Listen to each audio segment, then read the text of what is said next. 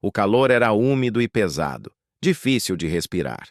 E o silêncio ao redor era estranho demais para quem conhecia aquela terra viva. Eu estava indo visitar Joana Tavares, uma mulher de 62 anos, que há 4 décadas morava numa pequena propriedade às margens de uma baía próxima ao rio Cuiabá. Não esperava o que iria ver. Quando cheguei, encontrei um buraco cavado no chão, largo e profundo, com pilhas de terra vermelha ao redor e uma entrada reforçada com madeira e lona. Joana estava lá, de botas sujas, enxugando o suor da testa com as costas da mão. Olhou para mim com aquele jeito sério de quem já desistiu de convencer os outros. Disse apenas: "Estou terminando. Vai chover demais e os jacarés vão subir." Eu conhecia Joana desde 2019, quando passei pela região fazendo um levantamento sobre pequenos produtores pantaneiros. Ela criava algumas cabeças de gado, vendia queijo, plantava mandioca e vivia sozinha desde que o marido morreu de infarto, há 12 anos. A filha morava em Cuiabá e raramente visitava. Joana era conhecida na comunidade como uma mulher forte, calada, prática. Nunca pedia ajuda, nunca reclamava, mas naquele dia, algo nela havia mudado. Havia urgência. Havia medo escondido atrás de uma determinação inflexível. Quando perguntei o que era aquilo, ela me explicou sem rodeios.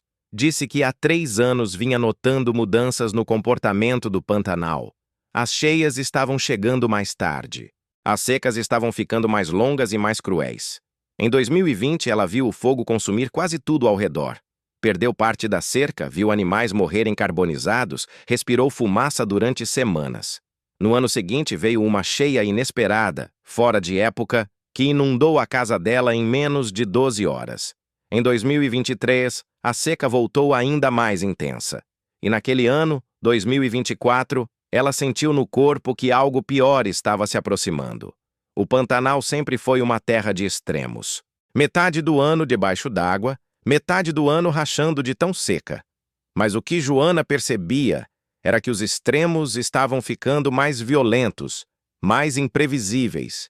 Ela via os jacarés se amontoando nas poças que restavam, magros, desesperados, disputando espaço. Via aves migrando mais cedo. Sentia o vento mudando de direção em momentos errados. E começou a acreditar que uma enchente catastrófica estava chegando. Não sabia quando, mas sabia que viria. Decidiu então cavar um abrigo subterrâneo, um lugar elevado na parte de trás do terreno, onde o solo era mais firme. Cavou sozinha, com pá e picareta durante semanas. Ergueu paredes de terra compactada, reforçou a entrada, fez um sistema simples de drenagem com canos velhos que achou num ferro velho em Poconé. Levou para dentro sacos de arroz, feijão, água mineral em garrafões, velas, fósforos, remédios, uma rede, cobertores. Guardou documentos numa caixa de metal. Levou até uma pequena imagem de santo que a mãe lhe dera quando era criança. Mas ninguém levou a sério. Os vizinhos, ao saberem, riram. Disseram que ela estava enlouquecendo de tanto ficar sozinha. Chamaram-na de paranoica. Alguns comentaram que ela estava vendo coisa, que o sol tinha fritado a cabeça dela. Um dos filhos de um fazendeiro da região passou pela propriedade, viu o buraco e fez piada. "Tia Joana virando tatu agora?" Ela não respondeu. Apenas continuou trabalhando. Na cidade, quando ia comprar mantimentos, ouvia cochichos. A louca do abrigo. "Aquela que tá cavando bunker no meio do nada." Um funcionário da prefeitura chegou a perguntar se ela estava com problemas mentais, se precisava de assistência psicológica. Joana agradeceu educadamente e foi embora. Não tinha tempo para explicar. Não tinha mais paciência para ser desacreditada. Aprendeu, ao longo dos anos, que o Pantanal ensinava quem quisesse ouvir. E ela estava ouvindo. Os dias foram passando. Setembro virou outubro. O calor continuava. A seca parecia eterna. As baías estavam quase secas. Jacarés se aglomeravam aos montes nas poças de lama, imóveis, economizando energia, esperando a chuva que não vinha. Joana observava tudo com atenção. media a temperatura da água com a mão. Olhava o céu toda manhã e toda tarde. Anotava em um caderno velho as mudanças que percebia: direção do vento, cor das nuvens, comportamento dos bichos. E então, no dia 27 de outubro, às 4 da tarde, o céu mudou. As nuvens chegaram rápido, escuras, pesadas, carregadas de uma eletricidade que deixava os pelos do braço arrepiados. O vento soprou forte, trazendo um cheiro de água distante. Joana olhou para o horizonte e soube. Era chegada a hora. Às 6 da tarde começou a chover. Não foi chuva comum, foi dilúvio. A água caía tão forte que não se via a 5 metros de distância. O som era ensurdecedor, como se milhares de tambores tocassem ao mesmo tempo. Joana correu para dentro de casa, pegou a mochila que já estava pronta, chamou os 2 cachorros e foi direto para o abrigo. A chuva não parou. Caiu a noite inteira. Caiu o dia seguinte inteiro. Caiu por 3 dias seguidos, sem trégua. A baía transbordou. O rio subiu com uma velocidade que ninguém esperava. A água invadiu a casa de Joana, subiu até o telhado, seguiu avançando. E com a água veio algo que ninguém imaginava. Os jacarés, que estavam confinados nas poças secas, de repente tinham todo o território de volta. Mas não apenas voltaram. Eles se movimentaram em grupos, centenas deles, seguindo o fluxo da enchente, procurando refúgio, procurando terra firme. E a terra firme que encontraram foi justamente a região onde Joana morava. Na manhã do 4º dia, quando a chuva finalmente deu uma trégua, Joana saiu do abrigo para avaliar os danos. A visão era apocalíptica. Tudo ao redor estava debaixo d'água. Árvores com apenas as copas aparecendo. Casas submersas. E por toda parte, jacarés.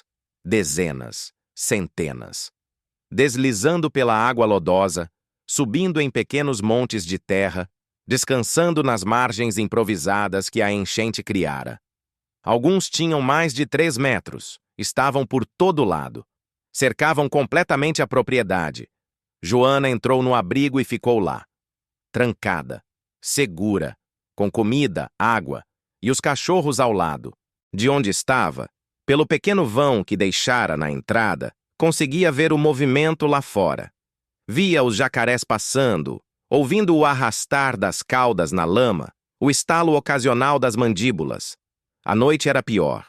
Os sons se multiplicavam.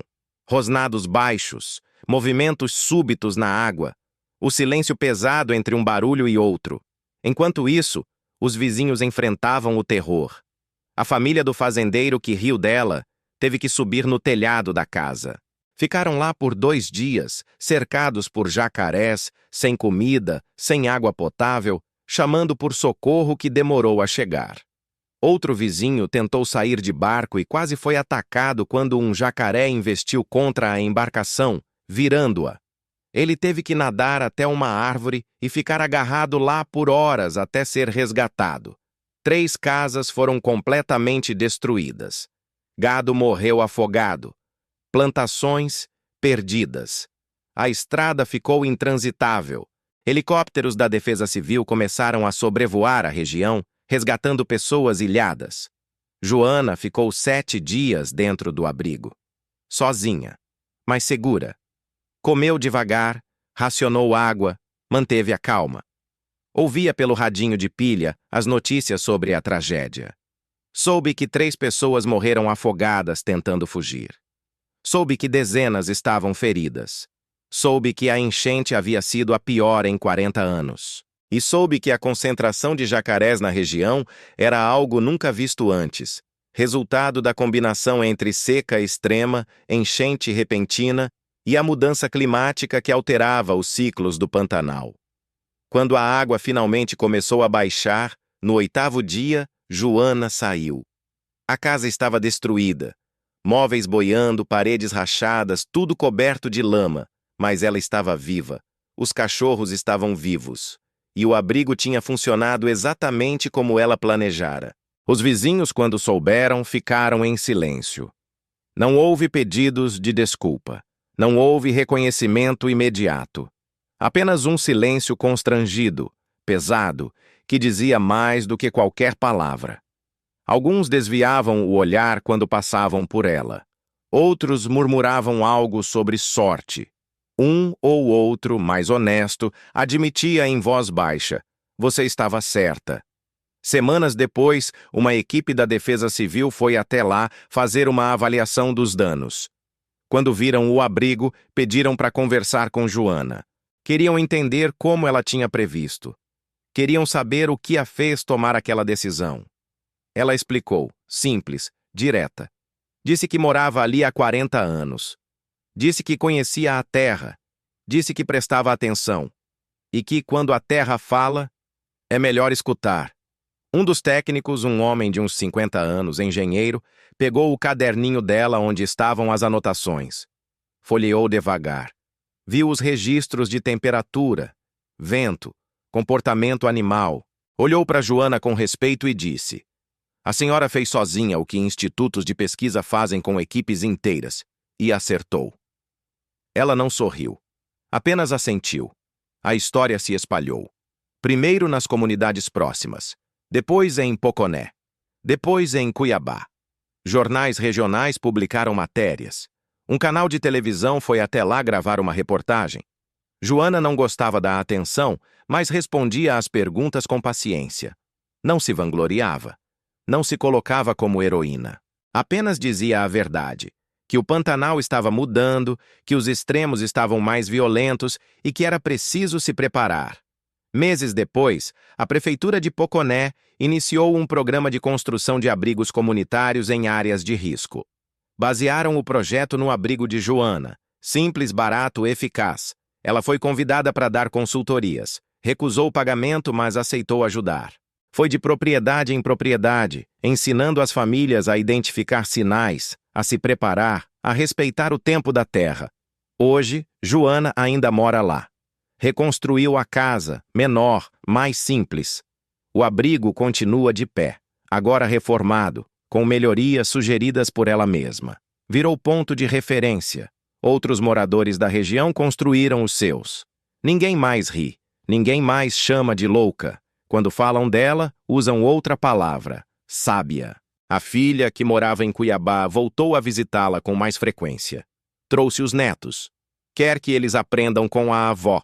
Quer que entendam o que significa ouvir a terra, respeitar os ciclos, se preparar em vez de apenas reagir. Joana ensina paciente, do mesmo jeito que sempre fez tudo, em silêncio, com as mãos, mostrando na prática. Ela não salvou apenas a própria vida. Salvou uma forma de pensar. Provou que o conhecimento empírico, construído ao longo de décadas de observação atenta, vale tanto quanto, e às vezes mais que, a tecnologia sofisticada. Provou que ser chamada de louca não significa estar errada. Provou que a solidão, quando acompanhada de propósito, é mais forte que o descrédito coletivo. O Pantanal continuará mudando. As enchentes voltarão, as secas voltarão. Mas agora, naquela pequena comunidade às margens do rio Cuiabá, existe algo que não existia antes.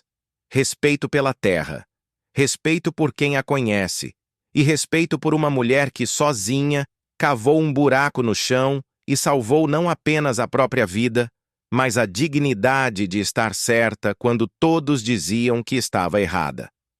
Os jacarés, aqueles répteis antigos que já estavam ali muito antes de qualquer humano chegar, continuam seu ciclo.